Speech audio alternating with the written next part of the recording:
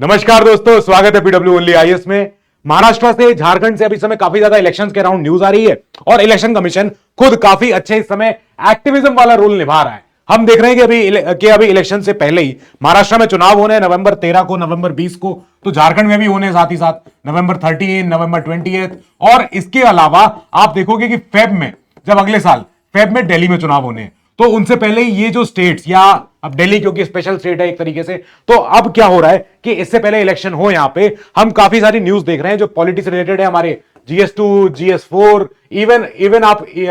Even आप देखोगे S A में और ऑप्शनल जो आपको पॉलिटिकल साइंस होता है उसमें आपको ये काम आएगा। क्या हो रहा है एक बार न्यूज देख लेते हैं। तो यहां पे हमने देखा कि एक तो जो मराठा कोटा के बहुत ज्यादा एक्टिविज्म जो दिखाते थे, जिन्होंने काफी ज्यादा आंदोलन भी किया, जो मनोज जारंगे जी, तो इन्होंने अभी यूटर्न लिया कि भैया हम अपना कोई भी अभी कैंडिडेट जो है नहीं उतार रहे हैं, और कैंडिडेट उन्होंने अपने वापस ले लिए। उधर हमने देखा था कि जो अपोजिशन पार्टीज हैं, यानी कि जो एमवीए, तो एमवीए के ऐसे कई सारे रिबेल, ऐसे बागी नेता थे 49 के आसपास, उन नेताओं ने वापस अपने नाम पलट लिए हैं। अब वो नहीं जा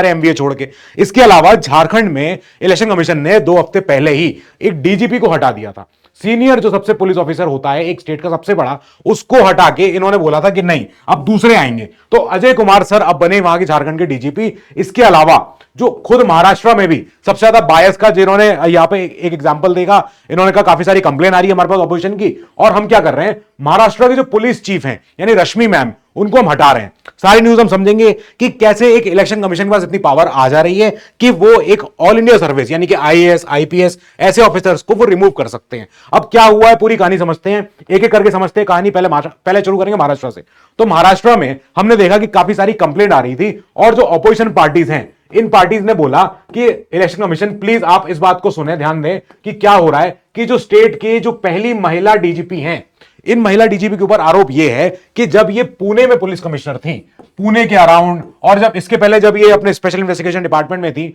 तो यहां पे भी जब ये चीफ की भूमिका निभा रही थी, इन्होंने यहां पे इलीगल तरीके से, इनके ऊपर आरोप है कि इन्होंने फोन टैपिंग करी थी, इलीगल फोन टैपिंग, ऐसा आरोप लगाया ऑपोजिशन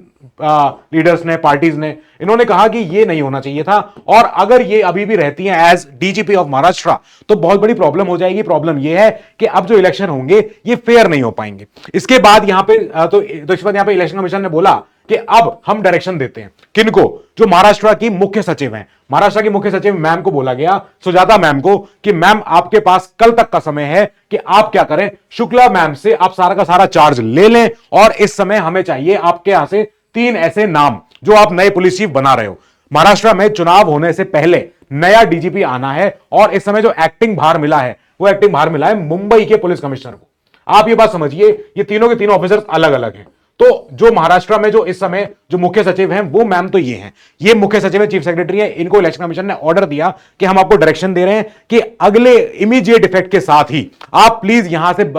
जो भी रश्मि शुक्ला मैम का जो भार है वो आप ले लें इमीडिएट इफेक्ट के साथ ही, और हमें दें एक नए पैनल का नाम, यानी हमें चाहिए 3 नए ऑफिसर्स का नाम जो डीजीपी लेवल के ही हों, ऑफिसर्स हों, और हम उनमें से चूज करेंगे कि अब कौन होगा नेक्स्ट स्टेट का पुलिस चीफ। ये देखा गया। अब इसके अलावा हम ये भी देखा तो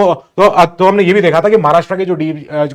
जो डीजीपी है उनके ऊपर आरोप थे। आरोप जो लगाए हैं, आरोप तो ऑफकोर्स पॉलिटिकल पार्टीज ने लगाए। उन्होंने कहा, जो संजय राउत जी, उन्होंने कहा कि हमने पहले भी आपको बताया था, हम पहले भी कह रहे थे कि 2019 में भी केस था, जब हमारी सरकार जब हमारी बन रही थी, उस समय डायरेक्टर जनरल ऑफ पुलिस के ऊपर आरोप था कि इन्होंने पुणे में रहते हुए भी, हर जगह रहते हुए भी इन्होंने पूरी इंफॉर्मेशन दी है, जो उस समय देवेंद्र फडणवीस जी थे वहां पे। अब यहां पे प्रॉब्लम ये आ रही है कि जब हमने देखा कि जब खुद झारखंड में भी इलेक्शन कमीशन ने ऐसे ही काम किया था 2 हफ्ते पहले, यानी अक्टूबर 19 को इलेक्शन कमीशन ने झारखंड के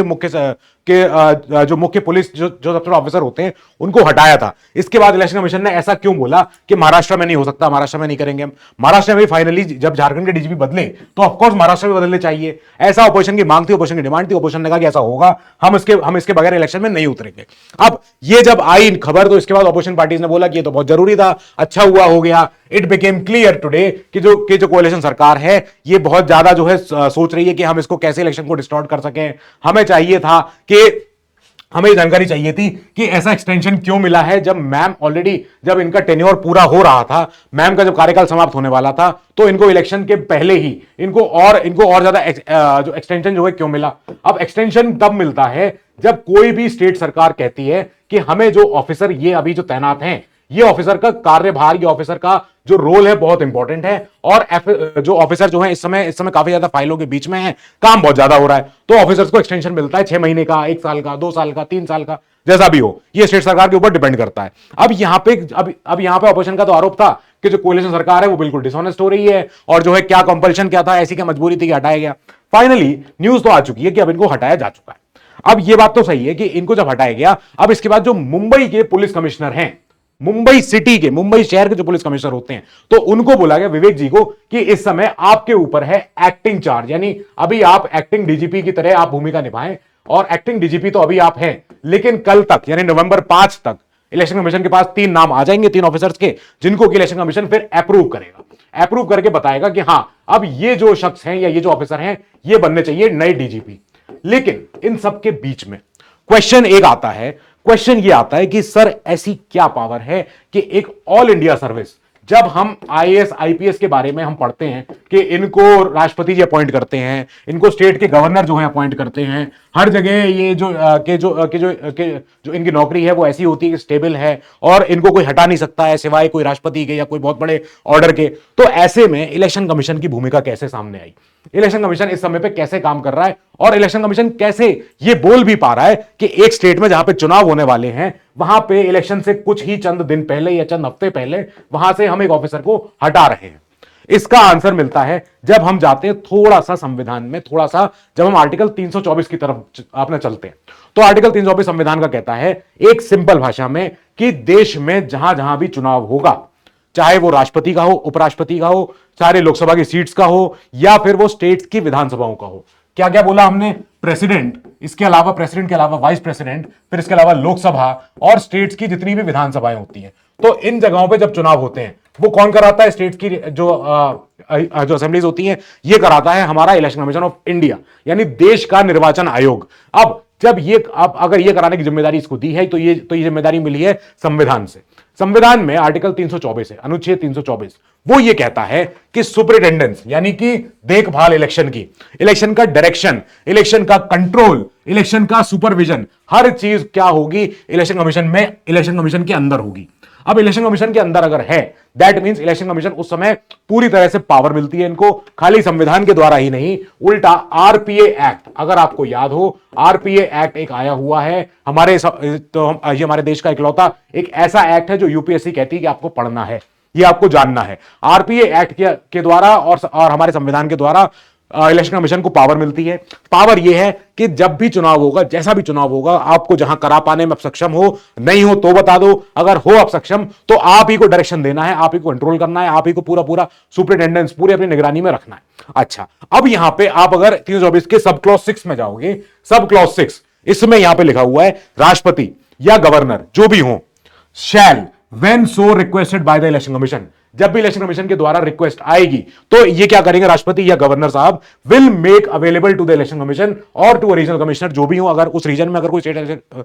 स्टेट का इलेक्शन कमिश्नर है वो, तो उनको मुहैया कराया जाएगा सारा का सारा स्टाफ, सारा का सारा जितना भी कोई ऑफिसर चाहिए, पर्सनल चाहिए, फोर्स चाहिए, तैनाती चाहिए, जो भी चाहिए इलेक्शन कमीशन को मुहैया होगी। और मुहैया कैसे हो रही है, संविधान के द्वारा हो रही है, संविधान में लिखा हुआ है। अब इसकी वजह से क्या है, पावर मिलती है इसकी वजह से और आरपीए एक्ट की वजह से, कि जब इलेक्शन कमीशन को लगता है कि इस समय पे ऑफिसर जो है, जो तैनात ऑलरेडी है जो स्टेट में, अगर उसके अंदर बायस है, या अगर जो ट्रैक रिकॉर्ड है वो ऐसा कहता है कि इस ऑफिसर को इलेक्शन के दौरान नहीं रहना चाहिए, तो इलेक्शन कमीशन एक ऑर्डर देता है। ये ऑर्डर जाता है स्टेट की सरकार को, ये ऑर्डर जाता है स्टेट गवर्नमेंट को, और स्टेट गवर्नमेंट को बोला जाता है कि हम आपसे अभी आपको एक ऑर्डर दे रहे हैं कि आपको क्या करना है, आपको इस ऑफिसर को हटाना है, इस ऑफिसर को इमीडिएट इफेक्ट के साथ यहां से हटाइए, रिमूव कीजिए, ट्रांसफर कीजिए, इससे मतलब नहीं है, लेकिन नया ऑफिसर आएगा और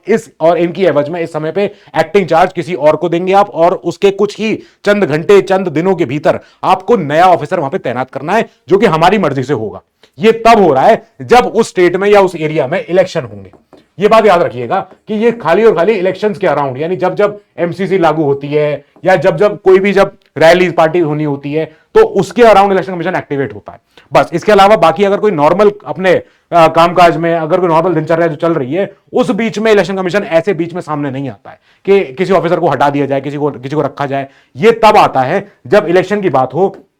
जब देश में चुनाव की बात हो। और चुनाव की जब बात आती है तो हमने तो पहले भी देखा है कि चाहे झारखंड हो, चाहे महाराष्ट्र हो, कहीं अभी आपने देखा होगा, आपको याद होगा यूपी में भी हुआ था ये, इसके पहले और भी स्टेट्स में हुआ था ये। इलेक्शन कमीशन ने हमेशा एक्टिव एक भूमिका तो निभाई है, क्योंकि उन्हें इलेक्शन कराना है फेयर, फ्री, ट्रांसपेरेंट, सब लोगों के लिए समान सारे मौके होने चाहिए अगर वोट देने जाना है तो। ये इलेक्शन कमीशन का एक ही भूमिका है। ये भूमिका बहुत बड़ी है, बहुत बड़ा सम्मान की बात है कि 90 करोड़ एलिजिबल वोटर जिस देश में हो, वहां पे वो लोकसभा के जनरल इलेक्शन अपने करवा लें, फेजेस में करवा लें, तब अपने समय पर करवा लें, समयबद्ध होकर टाइमली रिजल्ट निकाल दें, और रिजल्ट के बाद अपना नए जो भी रिजल्ट आता है, जो घोषित होता है, उसके बाद आगे प्रोसेस अपना शुरू हो जाती है। जब भी कहीं बाइपोल होता है, जब भी कहीं उपचुनाव होते हैं, वहां पर इलेक्शन कमीशन को फिर याद किया जाता है कि प्लीज वहां इलेक्शन करवा दो। तो अब जब भी इलेक्शन होता है, तब भी इलेक्शन कमीशन को ऐसी पावर मिलती है थ्रू हमारा संविधान and through RPA act. So with this चलते इस न्यूज को खत्म करते हैं। इस न्यूज में और डेवलपमेंट आएगा जब चुनाव होंगे, चुनाव का रिजल्ट आएगा, हम उसको फिर टेकअप करेंगे। Till then you keep studying, stay safe, good luck.